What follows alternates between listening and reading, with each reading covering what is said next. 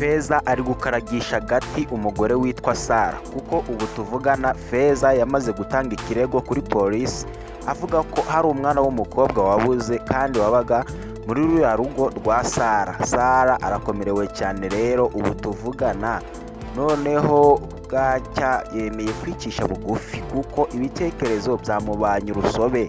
Sara arareba aramutse afunzwe uko byamugendekera.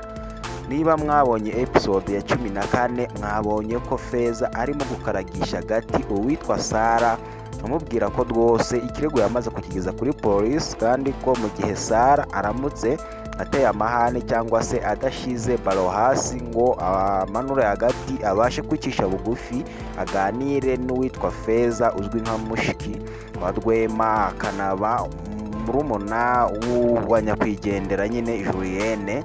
Nabonye ko rwose Feza arimo gukaragisha agati uyu mubyeyi Sara amubwira ko ikirego yagitanze kuri polisi. Mwabonye ko Sara noneho yemeye gupfukama asaba imbabazi Feza, gusa Feza yavuze ko ikirego yamaze kugitanga kandi ko atagomba guhagarika umugambi. Ibi byose Feza arabikora kugira ngo umwana wa mukuru we agaruke, ari we Swara waburiwe irengero. Mwabonye aho Swara ari rero, birababaje cyane, birababaje kandi birakomeye mu by'ukuri. Agahinda ni kose, imbamutima z'abafana rwose turabibona cyane. Na Bruno arakomerewe muri gereza, gusa Bruno ntabwo yaruka kugaragara. turibaza impamvu, turabizi ko kuko tuba tubibona muri komenti, ibitekerezo aba ari byinshi. Gusa rero Bruno nawe muri iyi minsi mu bice bikurikira azagaruka kuri kamera, gusa ntabwo byoroshye. Bruno nawe yakomeje gutera imbamutima nyinshi, abantu bagira amarangamutima, bamwe bararakara barababara cyane, abandi amarira aragwa ashoka ku matama bitewe n'agahinda Bruno ndetse n'ibibazo ari gucamo we na mushiki we Swara, kuko aba bana bateye agahinda kandi birababaje cyane. Rero mwabonye ko uyu mubyeyi Feza yabwiye Sara ko bidatinze isaha ku yindi Sara ashobora gushyirwa muri yombi, agatabwa muri gereza, akaryozwa ibyo yakoze, dore ko polisi cyangwa se abashinzwe umutekano babwiye uyu mubyeyi Sara tuziho umutima wa kinyamaswa, ubugome, kutagira impuhwe ndetse no kutamenya agaciro k'ikiremwamuntu. Yabwiwe ko azaza kubazwa ku byerekeranye n'uyu mwana w'umukobwa wabagiwe akaba yaraburiwe irengero. Rero ndagira ngo mwabibonye muri episode zashize, mwabonye ko uyu mubyeyi Sara yari afite gahunda yo kwicisha Swara, avuga ko rwose ari bumutume kuri butike, ubundi yashyizeho abasore be bakabasha kumuhitana. Gusa Swara nawe yaje kubyumva, yamana ikinga akaboko, nibwo yaje guhunga. Ariko nanone Swara yari yasabwe na musaza we Bruno ubwo bajyaga kumusura we na Feza muri episode ya 12, yari yasabwe ko yava muri ruriya rugo kuko Bruno we areba kure. Yari yabwiye Swara ko agomba kuva muri ruriya rugo rwose, batazarinda bamwivugana kuko ngo ibyo bamukoreye nawe bashobora kubimugarurira. Rero Swara yaje guhunga, twarabibonye, yacuruje imyenda aza kuyamburwa, yisanga mu bagizi ba nabi bashaka kumufata ku ngufu. Imyenda biba ngombwa ko ayisiga, abatetse umutwe ko agiye mu bwiherero. Abakunzi b'iyi filime Intambara y'Ubuzima, ibyo byose twagiye tubibona. Swara arakubitika aza guhura n'uyu mubyeyi wikorera agataro ku muhanda. Swara amusaba, amwinginga, aratakamba, amusaba ko bafatanya akamumenyera naho kuba, ubundi ubuzima bugakomeza, kandi amwizeza ko rwose azakora akazi neza kuko azi icyo ashaka kandi ko yamaze kumenya isi dutuye. Nibwo rero uyu mubyeyi, gusa tutaramenya amazina ye, mwabonye ko amazina ye tutarayabatangariza, nibwo yemeye kumufasha bacuruzanya agataro. Tagira ngo mwarabibonye muri episode ya 13 ubwo bari gucuruza agataro. Swara ubwo badandazaga, nyine twabyita gutembereza cyangwa kudandaza ibigurishwa, baje kubona Sara ari mu modoka ye nziza cyane y'umweru, nibwo Swara yataye agataro arirukanka. Uyu mubyeyi nyine wiyemeje kumuba hafi amwirukaho aramugarura. Swara amutekerereza ko uwo ari we wabareraga kandi ko ari we washakaga kumwica.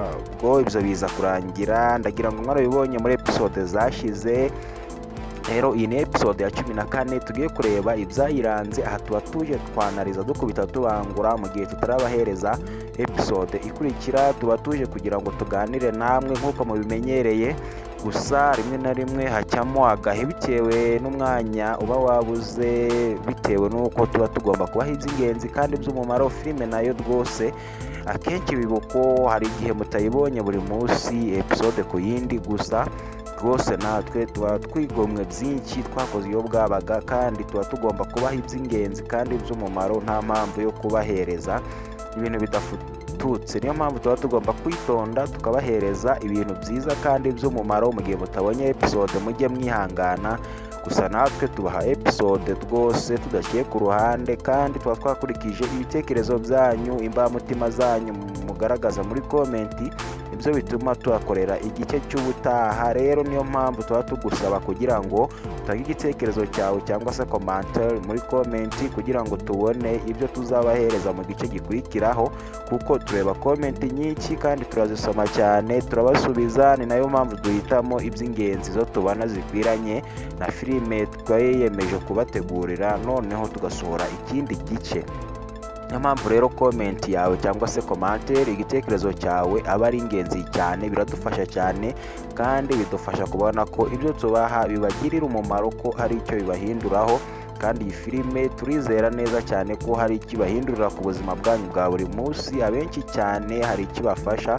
Niyo mpamvu natwe tuba tugomba kuyibahera ku gihe, kandi tukabaha iby'ingenzi namwe mukadutega amatwi byonyine, ubundi mukicara mukiga tukabahereza inyigisho. Iyi filime rero ndabizi wowe uri gukurikirana iki kiganiro Intambara y'Ubuzima Analysis, tuba tuje gukubita tubangura twanariza filime yacu, tureba ibyaranze episode twabahereje, tureba n'ibizaranga episode y'ubutaha. Gusa episode itaha yo nimwe muyigiramo uruhare, kuko ibitekerezo byanyu nibyo dukusanya, ubundi tukareba niba koko hari icyo byatanga, noneho tukabahereza ikindi gice nk'uko mubimenyereye. Uyu muyoboro wa Gazi TV niwo unyureka ikiganiro cya filime Intambara y'Ubuzima Analysis.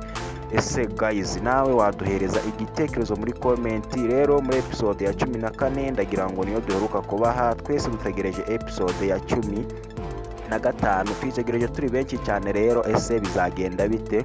Muri episode ya 14 yageze ku musozo tubona uyu mubyeyi wiyemeje kujya acuruza agataro hamwe n'uyu mukobwa Suara uri muri situation mbi cyane, azana abagabo iwe mu rugo. Mwarabibonye ko bari bavuye ku murongora rwose. Iyi episode yarangiye amarira y'abafana bakunda iyi filime ashoka ku matama, kuko mwabonye ko Suara yatumwe kuri boutique kugura kondomu cyangwa se agakingirizo. Rero banamaze gusoza ibikorwa byabo, uyu musore wari umaze kurongora uyu mudamu ukorana na Suara bacuruzanya agataro ku muhanda, ari nawe ucumbikiye Suara, aza gukorakora Suara amubwira uburyo ki ari mwiza. Gusa Suara twabonye ko agahinda kamwishe, kandi yibukaga bimwe mu byo yakoraga gifite mama we, imiteto yari afite, inama Bruno yamugiraga, nubwo ubu adahari ngo amufashe. Gusa Suara iyi episode ya 14 yarangiye ahabwa imyanda ngo ajye kuyita muri fosse cyangwa se kuri toilette. Birababaje cyane bavandimwe, birababaje. Abarebye episode 14 murabizi uko byagenze. Iyi filime rero y'uruhererekane ni filime izaba ndende, ariko nanone ntirambirane. Ni filime igamije kwigisha ndetse no gukangurira abameze nka bamwe muri aba bakinnyi b'iyi filime. Niyo mpamvu tuba tubabwira ngo mukurikirane iyi filime, turabibona koko murayikunda, ariko nanone mukuremo ubutumwa cyangwa se message bizabafasha mu buzima bwanyu bwa buri munsi. Ibi bigenda bibaho kuri isi dutuye, isi y'icyaha, isi yamaze kwandura, isi ni benshi bababaye cyane. Rero niyo mpamvu tuba tubabwira ngo mutange ibitekerezo byanyu, mutubwire uko mubyumva. Ese urabona bizagenda bite muri episode ya 15? Ntabwo rwose igitinze nayo, n'ejo ku isaha y'isaa 5 z'amanywa episode ya 15 turaba tuyibagejejeho. Rwose mukomeze kwihangana mu gihe mutegereje indi episode. Iki kiganiro rero niba wagikunze wakora hand share cyangwa se partage, ubwaho ugisangije inshuti zawe, kandi ukibuka gukanda subscribe niba ari ubwa mbere tubonye, cyangwa se ukurikirana iki kiganiro ukaba utariyandikisha kuri uru rubuga. wabikora nonaha kandi nawe wiyandikishije ni iby'igiciro cyane kuko ntabwo uzajya ukikwa ibiganiro byiza nk'ibi ngibi twiganirira nta rungu, kandi na filime yacu y'urusobe tubaha twizera ko hari icyo ibafasha mu buzima bwanyu bwa buri munsi. Rero iyi filime niba uyikunda bitwereke ikiganiro wagikunze gira like, turabashimiye cyane kandi turabakunda. Gusa rero ntabwo twasubiza tutababwiye ngo ntugende udatanze igitekerezo cyawe muri komenti. Ese Rwema nyirabayazana w'ibi byose wahekuye mama w'aba bana akaba atumye bacyuza agataro, undi akaba ari muri gereza, wamugira iyihe nama? Niyo mpamvu tukubwira ngo gira umuntu ubona rwose urimo ukora ibintu bidafututse mugira inama muri komenti, kuko ibitekerezo byanyu biradufasha cyane. Ese Sara we ko yatangiye kwicisha bugufi Feza akaba yabaye dolari imbere ye, aha amafaranga ya Sara akaba atangiye guteshwa agaciro koko amafaranga. Ese nawe ubona ko ari byose nk'uko Sara n'umugabo we bishukaga? Watugira inama muri komenti utanga igitekerezo cyawe kuko biradufasha cyane. Ese Bruno we urumva koko ubuzima bwe ari gereza gusa, cyangwa urifuza ko yafungurwa basi akongera kubona mushiki we Swara? Ese Bruno aramutse amenye ko Swara asigaye acyuza agataro ku muhanda, urumva yabyifata mate na situwasiyo yari itamworoheye twose yibereye muri gereza kandi ari inzirakarengane? Ese urumva Sara yafungwa koko iyi polisi ikamukurikirana? Ese Feza we urumva yabwira amabanga Swara nubwo ubu nta mahirwe ahari ko yamubona? Ese urumva Swara yasubira mu rugo kwa Sara, cyangwa urumva Swara yakwisubirira kwa Feza? Dore ko na hariya Swara ari tubona rwose bitazamworohera, kuko bidatinze hariho amahirwe menshi yo gushorwa mu buraya, kuko ntawabana n'indaya ngo wowe ubure kubayo. Birababaje cyane bavandimwe.